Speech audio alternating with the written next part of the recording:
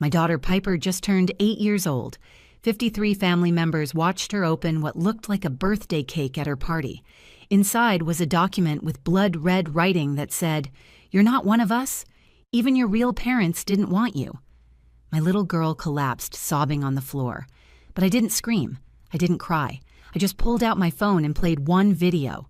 Within minutes, my mother-in-law Francine was on her knees, begging me to delete it. "I'm Jenna, and I need to tell you what happened at my daughter's birthday party 6 months ago, because what started as a celebration turned into the moment I declared war on my husband's entire family. You might think I'm exaggerating, but when someone attacks your child, when they try to destroy an innocent 8-year-old girl in front of everyone she loves, you discover exactly what kind of mother you really are." My name is Jenna Brennan. I'm 34 years old, and I work as an elementary school librarian in Hartford, Connecticut. My husband Brett is a veterinarian who specializes in exotic animals, the kind of man who'll stay up all night nursing a sick iguana back to health. We met 12 years ago when I brought in a wounded crow I'd found in the school parking lot. He saved that bird and stole my heart in the process.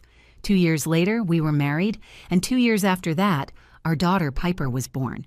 Piper is the light of our lives. She has these incredible hazel eyes that change from green to gold depending on the light, and wild auburn curls that she inherited from my grandmother. She reads at a 5th grade level, loves unicorns with an obsession that borders on religious devotion, and has never met an animal she didn't want to adopt. Last month, she tried to convince us that the possum living under our deck needed to come inside because he looks lonely, Mommy. But from the moment Piper was born, my mother-in-law Francine has been a problem. Francine Brennan owns 3 successful bakeries in Hartford and acts like she's royalty because of it. She married my father-in-law Gerald when she was 19, had Brett at 21, followed by Deanna at 23 and Colton at 25.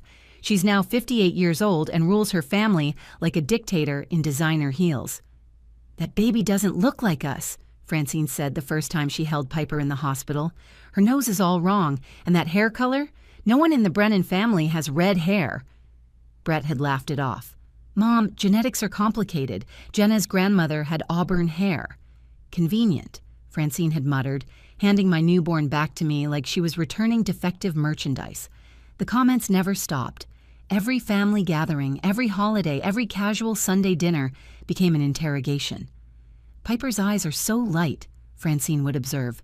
"Brett's eyes were always dark brown, even as a baby." Or she'd measure Piper's height against the doorframe and frown. "She's too tall for her age. Brett was always small until high school."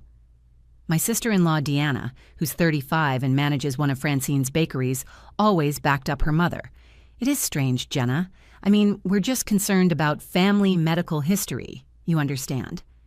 She'd smile while she said it, the kind of smile that never reaches your eyes. Colton, the youngest at 33, married a woman named Trina, who came from old Hartford money. Together, they perfected the art of subtle cruelty. "We're just saying," Trina would chirp at family gatherings, "it's important to know your real genealogy, for health reasons." Only Gerald, Brett's father, ever defended us. A quiet man who worked as an accountant for 40 years before retiring, he'd interrupt their insinuations with gentle redirections. "Piper looks exactly like Jenna," he'd say firmly, "and she has Brett's smile. That's all that matters." But Francine's obsession grew worse over the years. She'd accidentally forget to invite Piper to cousins' birthday parties. She'd buy elaborate gifts for Deanna's twin boys and Colton's daughter, then give Piper dollar store coloring books. She'd take the other grandchildren for special grandma days at her bakeries, letting them decorate cookies and cakes, but always had an excuse when we asked about Piper's turn. "The ovens are being repaired," she'd say, or "the insurance won't cover non-employees in the kitchen right now." Brett tried to address it with her repeatedly. "Mom, you're hurting Piper's feelings. She notices that you treat her differently." "I treat all my grandchildren the same," Francine would insist, her voice dripping with false innocence. "If Piper feels left out, maybe you should ask yourself why she doesn't fit in with the family." The breaking point should have come last Christmas when Francine gave all the grandchildren matching gold bracelets with their initials, except Piper's was clearly plastic-painted gold. My daughter, sweet as she is, just said thank you and wore it until it turned her wrist green. But I started planning that day. I knew Francine would escalate and I needed to be ready. What I didn't know was that she'd already been planning something so cruel, so calculated that it would destroy her own family in the process. She thought she could break my daughter, humiliate me, and drive us out of the Brennan family forever. She thought wrong.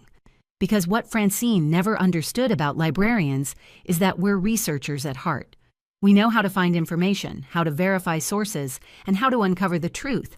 And the truth about Francine Brennan was far more damaging than any lie she could tell about my daughter. Life wasn't supposed to be this complicated. When I married Brett 10 years ago, I thought I was joining a warm, successful family who would embrace me the way my own family had embraced him. My parents, Rosa and Dennis, had welcomed Brett like the son they'd always wanted. My dad taught him how to fix cars in our garage, and my mother sent him home with containers of her famous arroz con pollo every Sunday. My sister Meredith joked that Brett was the favorite child she'd been replaced by, and my brother Nolan flew him out to Chicago just to go to Cubs games together. Our home in West Hartford reflected everything Brett and I valued. It wasn't the sprawling mansion Francine lived in, but our 4-bedroom colonial had character. I'd painted the library room sage green and filled it with floor-to-ceiling bookshelves. Brett had converted the basement into an examination room where he could treat injured wildlife after hours. Our backyard was a paradise for Piper, complete with a swing set, a vegetable garden she helped me tend, and a collection of bird feeders that attracted cardinals and blue jays year-round. I loved my job at Morley Elementary School. Being a librarian wasn't just about checking out books. It was about watching 6-year-olds discover that reading could transport them anywhere. It was about helping struggling readers find that one book that would change everything. It was about creating puppet shows for kindergartners and hosting poetry slams for 5th graders. My principal, Dr. Patricia Hawkins, often said I had transformed the library from a quiet room into the beating heart of the school. Mrs. Brennan read us the best dragon story today, kids would tell their parents at pickup. She did all the voices and everything. Brett's veterinary practice specialized in exotic animals, which meant our dinner conversations were never boring. I performed surgery on a chameleon today, he'd announce, still amazed after all these years. His owner drove 3 hours because we're the only clinic that handles reptiles. But every Sunday, we had to face the Brennan family dinner at Francine's house. The mansion sat on 3 acres in Glastonbury, complete with a pool, tennis court, and a kitchen that looked like it belonged in a magazine. Francine would hold court at the head of the dining table, her platinum blonde hair perfectly styled, her nails manicured, her clothes always designer labels I couldn't pronounce. "Jenna, dear," she'd say, examining my outfit with barely concealed disdain, "is that dress from Target? How practical of you." The insults were always wrapped in false sweetness. A librarian, how nice, though I suppose someone has to do the simple jobs. Or Brett could have married Dr. Morrison's daughter. She's a cardiologist now. But I suppose love makes us do foolish things. Deanna would sit beside her mother, nodding along. She'd inherited Francine's sharp features and sharper tongue. "Piper seems so different from my boys," she'd observe. "Marcus and Theo are so obviously Brennans. They have the family chin."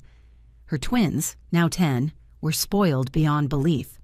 Francine bought them dirt bikes, gaming systems, and designer clothes. They attended private school and spent summers at camps that cost more than my monthly salary. Colton and Trina were equally insufferable. Trina came from the Ashford family, old Connecticut money that stretched back to the Mayflower. She decorated their home entirely in white and beige, and their daughter, Scarlett, 7, wasn't allowed to play outside because it might dirty her clothes. "We're considering the Brightmoor Academy for Scarlett," Trina would announce. "Where does Piper go again? Public school? How diverse that must be." The way she said diverse made it sound like a disease. Gerald tried to keep peace. He was everything Francine wasn't. Quiet, thoughtful, genuinely kind. He'd worked as an accountant at the same firm for 40 years, never missing a day, never complaining. He wore the same style of khakis and polo shirts he'd worn since the 80s, and his idea of excitement was finding a new bird species at the feeder. "Piper's school has an excellent reputation," he'd interject when the criticism got too harsh. "Public education built this country." "Gerald, please," Francine would snap. "Don't be naive." 3 months before Piper's 8th birthday party, something shifted. Francine became obsessed with ancestry websites and DNA testing. "Everyone should know their heritage," she announced one Sunday. "I'm having the whole family tested. It'll be fun." Brett refused. "Mom, that's unnecessary and invasive." "What are you hiding?" Deanna asked, her eyes glittering with malice. "Nothing," Brett said firmly. "We just don't need to prove anything to anyone." That's when I noticed Francine watching Piper more intently, studying her features like she was memorizing them for some future purpose. She'd take photos of Piper when she thought I wasn't looking, and I caught her measuring Piper's height against her own grandchildren. I should have known she was planning something, but I never imagined she'd go as far as she did. The birthday party was supposed to be perfect. We'd rented the Elmwood Community Center, a beautiful space with high ceilings and huge windows that let in natural light. I'd spent weeks planning every detail. Purple and silver streamers twisted from the ceiling beams, unicorn balloons clustered at every table, and a hand-painted banner reading, "Happy 8th Birthday Piper," stretched across the main wall. I'd even hired a face painter and a balloon artist to keep the kids entertained. My parents had driven up from Richmond 2 days early to help with preparations. My mother, Rosa, spent Friday night making 3 types of empanadas while my father, Dennis, assembled party favor bags at our kitchen table, grumbling good-naturedly about the amount of glitter involved. "This stuff gets everywhere," he complained, finding sparkles in his gray beard. "I'll be shining like a disco ball for weeks."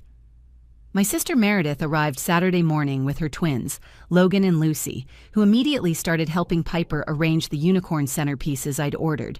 My brother Nolan flew in from Chicago that same morning, carrying an enormous wrapped gift that he refused to let anyone touch.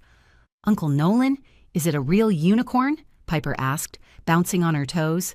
"Better," he promised. "It's a telescope so you can look for unicorns on the moon." The party started at 2 o'clock. Piper wore her favorite purple dress with layers of tulle that made her feel like a princess, and a silver tiara I'd bought specially for the occasion. Her auburn curls were pulled back with sparkly clips, and she'd insisted on purple nail polish to match her dress. "Mommy, this is the best day ever," she squealed, hugging me for the 10th time that hour. Families started arriving right on time. Brett's cousins came with their children, my coworkers from school brought their kids, and Piper's classmates ran in with presents and excitement. The community center filled with the sound of children laughing and adults chatting over punch and appetizers. Then the Brennan family arrived. Francine swept in wearing a cream-colored suit that probably cost more than our monthly mortgage, carrying an enormous pink box instead of a wrapped present. Deanna followed with Marcus and Theo, who immediately started complaining that the party games looked babyish. Colton and Trina arrived last, with Scarlett in a white dress that seemed completely inappropriate for a children's party. "Where should I put this?" Francine asked, gesturing to the pink box. "It needs to be the centerpiece, of course." "That's where the cake is going," I explained, pointing to the designated cake table. "This is the cake, dear." Francine smiled, but her eyes were cold. "I insisted on making it myself. After all, I am the professional baker in the family." Brett looked confused. "Mom, we already ordered a cake from Santino's bakery." "Cancel it," Francine commanded. "No grandchild of mine is having a store-bought cake when I own 3 bakeries." To avoid a scene, we called Santino's and apologized for the last-minute cancellation. They were understanding, though we still had to pay for it.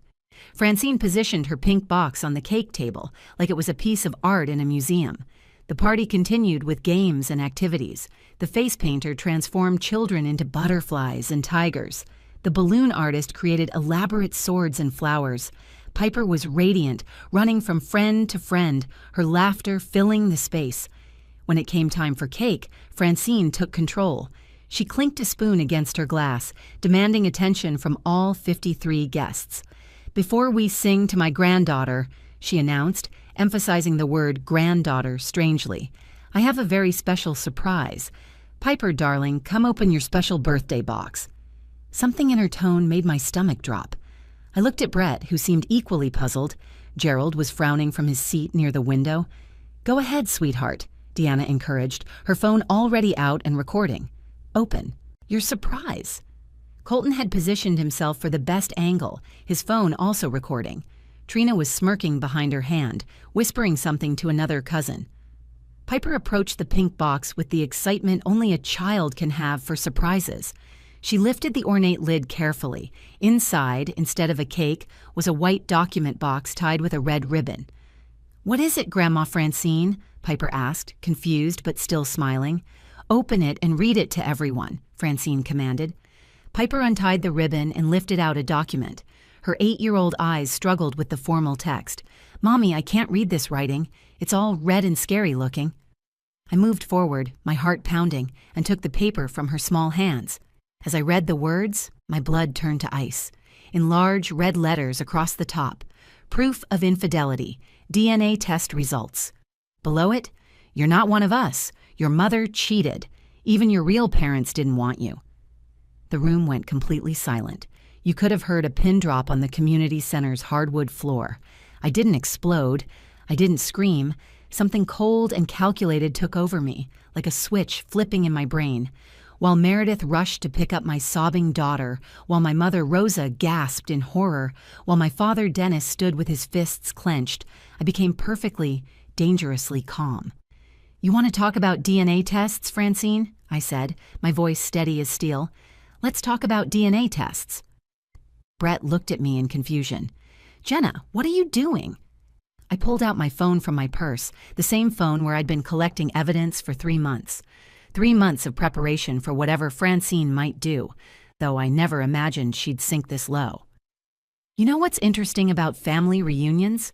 I asked the room, though my eyes never left Francine's face. "People drink wine. They get comfortable. They tell stories they probably shouldn't." Francine's perfectly composed face showed the first crack. "What are you talking about?"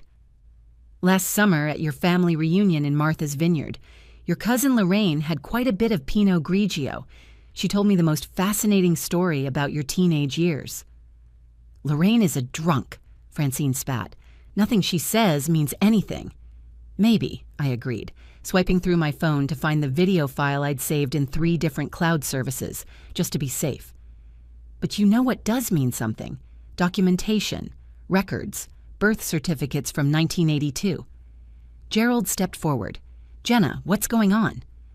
"Your wife has been keeping a secret for 43 years, I said, connecting my phone to the community center's AV system. Thank God for all those library tech workshops I'd attended. The Samsung screen mirrored perfectly to the large TV mounted on the wall. "This is ridiculous," Deanna interjected. "Mom, tell her to stop this nonsense." But Francine had gone pale. She knew exactly what was coming. The video started playing. There was Lorraine, Francine's first cousin, sitting with me at a picnic table at the reunion. Her voice was slightly slurred but clear enough. "You know what kills me about Francine? She acts so high and mighty, judging everyone else's choices. But she had a baby at 17. Got knocked up by some drummer in a band called the Midnight Rebels. Can you believe it? Her parents shipped her off to one of those homes for unwed mothers in Vermont. She gave the baby up for adoption and came back like nothing happened." The community center erupted in whispers. Brett stared at his mother in shock.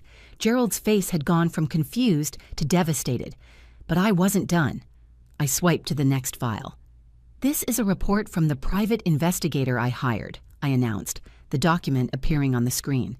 "Catherine Mitchell, born April 15, 1982, in Burlington, Vermont. Adopted by David and Patricia Mitchell of Boston. Graduate of Boston University, married to Thomas Chen, mother of 2. She's been searching for her birth mother for 20 years. I swiped again. Here's her letter to the adoption agency, asking for any information about her biological parents. It says, "I don't want money or to disrupt anyone's life. I just want to know where I come from. I want to know my medical history for my children. I want to know if I have siblings." Francine's legs seemed to give out. She grabbed the edge of a table for support. "But here's the really interesting part," I continued, my voice growing stronger. "When Catherine finally tracked you down last year, you rejected her. You told her never to contact you again. You threatened her with a restraining order if she tried to reach out to your family." Gerald's voice was barely a whisper. "Francine, is this true?" "It was before you," Francine cried out. "It was before I met you. It has nothing to do with us. 26 years of marriage and you never told me you had a child?" Gerald's quiet demeanor cracked completely. I told you everything about my past, everything. And you had a daughter you gave away? I pulled up one more document on my phone. Now, let's address this fake DNA test you created to hurt my daughter. Here's the real DNA test from Hartford Medical Center, conducted 6 weeks ago when I suspected you might try something like this. Piper is 99.9% Brett's biological daughter. Brett grabbed the papers from the white box, examining them closely under the light. These aren't even real medical documents. This letterhead is printed wrong. The laboratory doesn't exist. You fabricated all of this?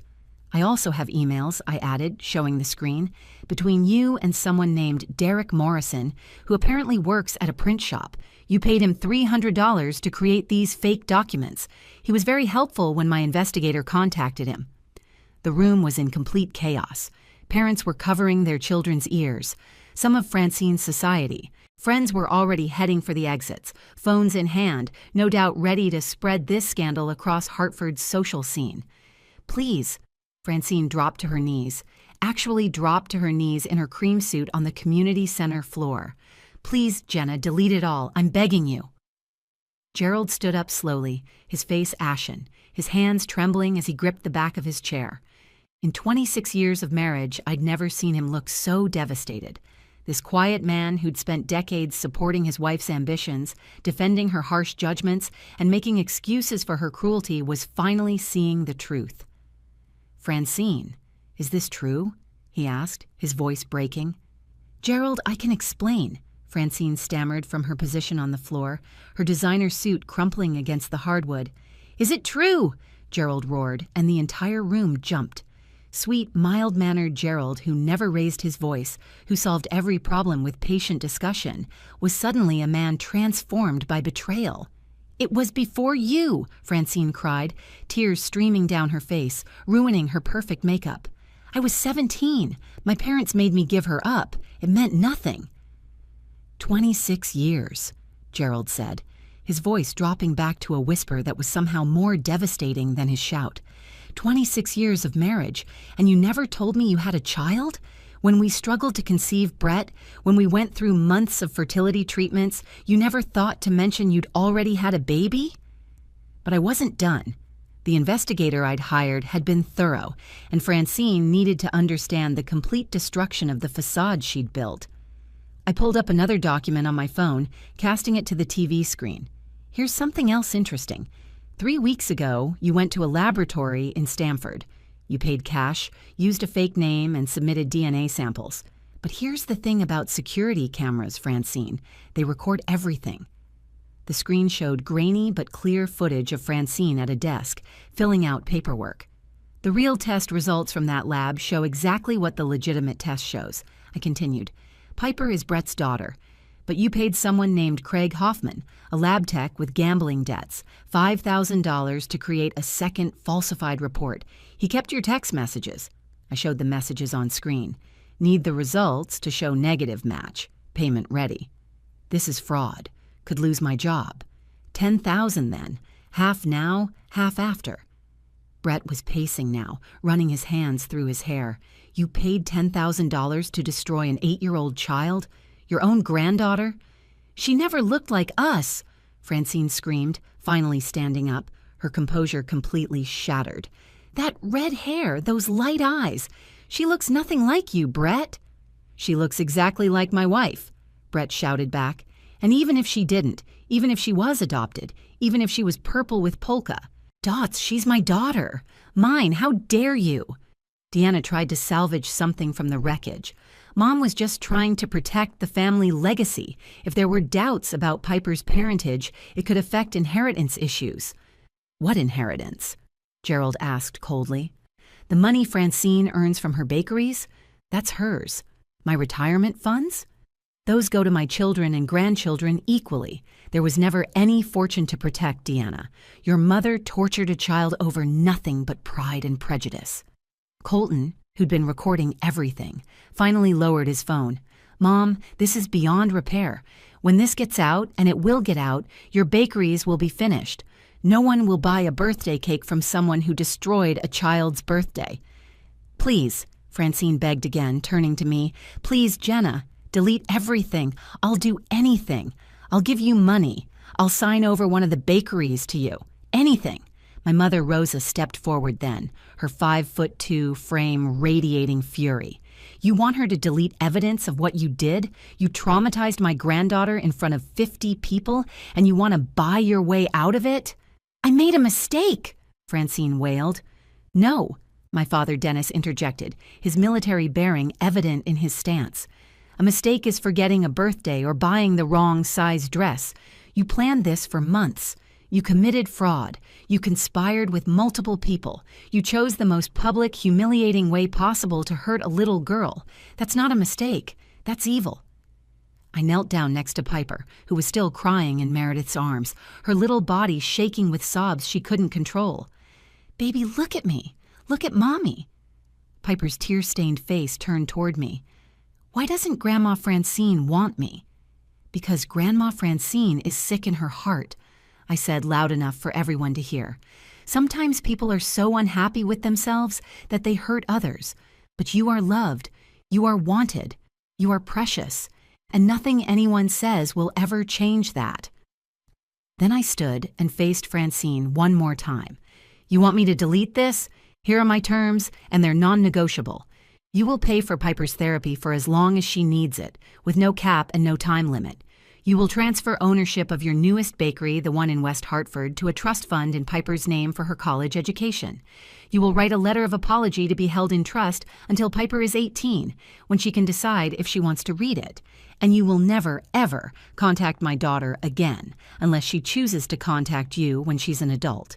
"That's extortion," Colton protested, though his heart wasn't in it. "No," Brett said firmly.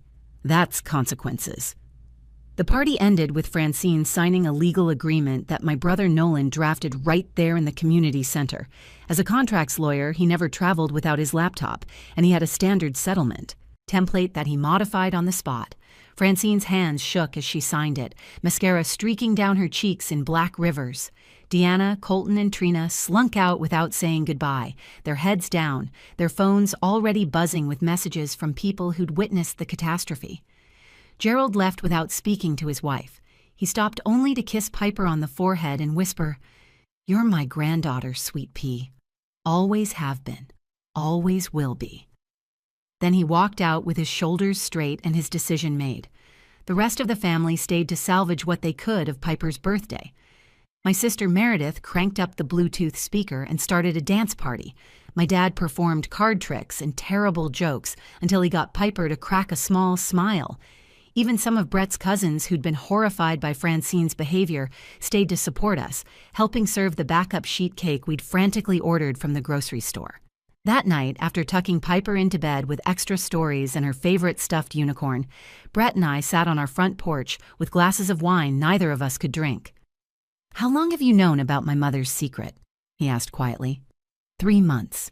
Since the reunion when Lorraine got drunk.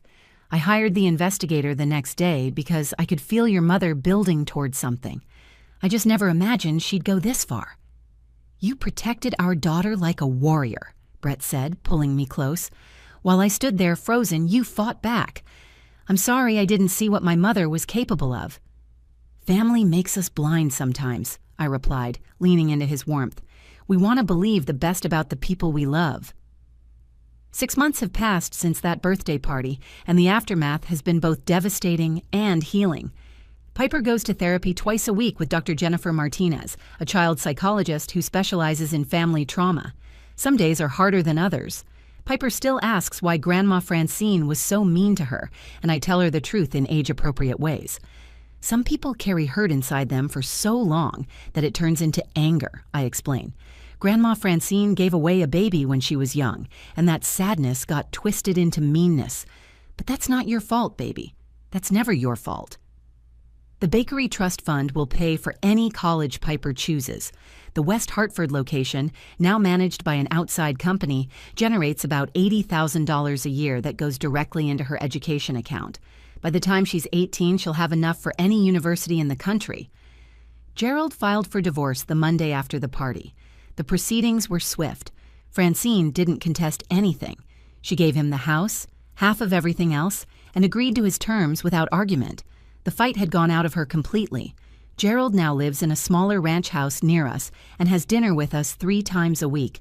He's dating Helen, a retired teacher who volunteers at my library. She makes him laugh in a way I never saw in 26 years of knowing him. Francine's reputation never recovered. The story spread through Hartford's social circles like wildfire. 2 of her 3 bakeries closed within 4 months. The third limps along with a skeleton crew. She moved to a condo in Westport where nobody knows her story, though I doubt she'll ever regain her former status. Last week, something unexpected happened. Catherine Mitchell, Francine's firstborn daughter, reached out to me through Facebook. She'd heard about what happened through the investigation coverage and wanted to thank me. "You stood up to the woman who rejected me twice," she wrote. "Once when I was born, and again when I tried to find her last year. You protected your daughter the way I wish someone had protected me." We met for coffee in Boston. Catherine looks nothing like Francine, thankfully. She has kind eyes and a warm smile. She showed me pictures of her own children and talked about her work as a pediatric nurse. "Some people shouldn't be mothers," Catherine said, stirring her latte. "But you're exactly the mother Piper needs. You fought for her when it mattered most." Brett cut contact with his mother entirely. He blocked her number, returned her letters unopened, and refused all attempts at reconciliation. Deanna occasionally texts him apologies, but he's not ready to forgive. Colton reached out once to say he and Trina were divorcing, partly because of how she'd participated in the scheme. He's trying to be better, but trust takes time to rebuild. Family isn't just about blood. It's about who stands by you when someone tries to tear you down. It's about who helps put the pieces back together when everything falls apart. My parents, my siblings, Gerald, Helen, and all the friends who stayed that day to dance at a ruined party, they're our real family. The video and documents, I kept everything, backed up in multiple places. Not for blackmail, but as evidence of what we survived, and as a reminder that sometimes the truth is the most powerful weapon against cruelty. If anyone ever tries to hurt my daughter again, they should know something important. I'm a librarian. I know how to research, document, and build an airtight case. I know how to find information people think is buried forever. And most importantly, I know how to tell a story that ends with justice, because that's what mothers do. We protect our children from monsters, even when those monsters share their blood. We stand between our babies and anyone who would harm them. We fight with everything we have, using every tool at our disposal. Piper is thriving now. She still loves unicorns, still reads above grade level, and still tries to adopt every stray animal she meets. She's learned that someone else's cruelty doesn't define her worth.